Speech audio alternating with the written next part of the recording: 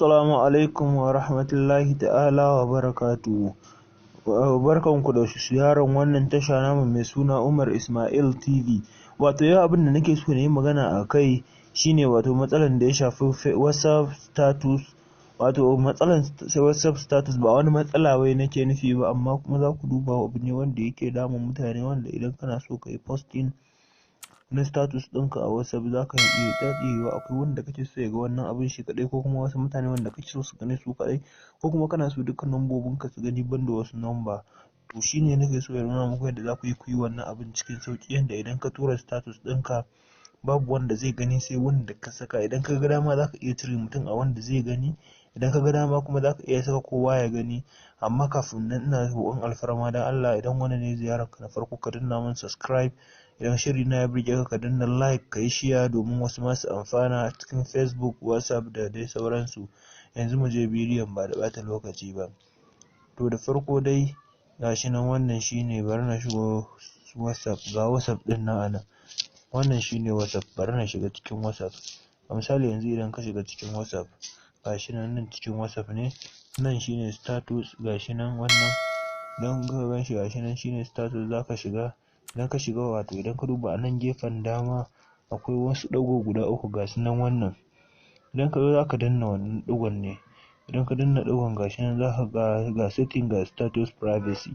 To yanzu ba da ɓata lokaci ba, za ka shiga wannan status privacy ɗin.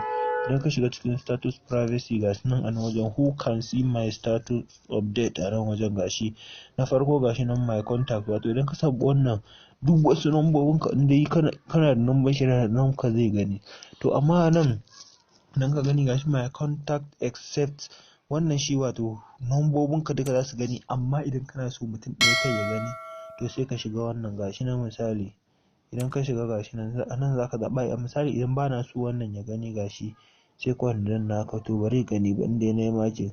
Idan wannan ma bana so ya gani, sai na danna haka.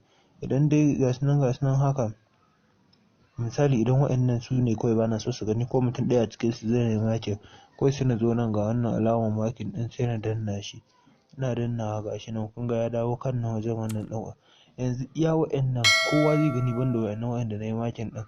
Sannan kuma idan na zo nan na danna wannan share with only, gashi nan waɗannan kuma waɗanda nake so su gani. Idan a misali iya mutum uku nake so su gani ko huɗu, akwai wanda ina ɗan jin nauyin shi a abin da zan yi, bana so ya gani. Idan akwai wanda iya dan shi ne abu ina so ya gani, sai kawai na zo nan na danna. A misali na zaɓi wannan, na zaɓi wannan, na zaɓi wannan, na zaɓi wannan. Misali na zaɓi guda huɗu, ko bari na ƙara ɗaya zama biyar, na zaɓi wannan, mutum biyar kenan. To ko yanzu zan zo sai na danna nan wajen, idan na yi makin kawai shi kenan. Yanzu in Allah da in dai na tura abu, in dai na danna don ɗin nan haka, duk abin na tura iya su ne za su gani. Ko da wani ya shiga yana so ya gani ma ba zai gani ba in dai na tura abu. To na gode da wannan haɗin kai da kuka bayar. Yanzu abin da za a yi, ku danna min subscribe. Nan gaba zan nuna muku yadda za ku yi wannan, za ku kare WhatsApp ɗinku da sharrin haka, saboda ana yin hacking ɗin WhatsApp. Ana shiga a duba, ana shiga ta wani number, a shiga a yi da abin da za a yi. To amma wannan ko da wani hacking ɗinka, idan ya zo shiga zai ringa saka ka sa. Kar ku manta da danna mana subscribe. Mun gode.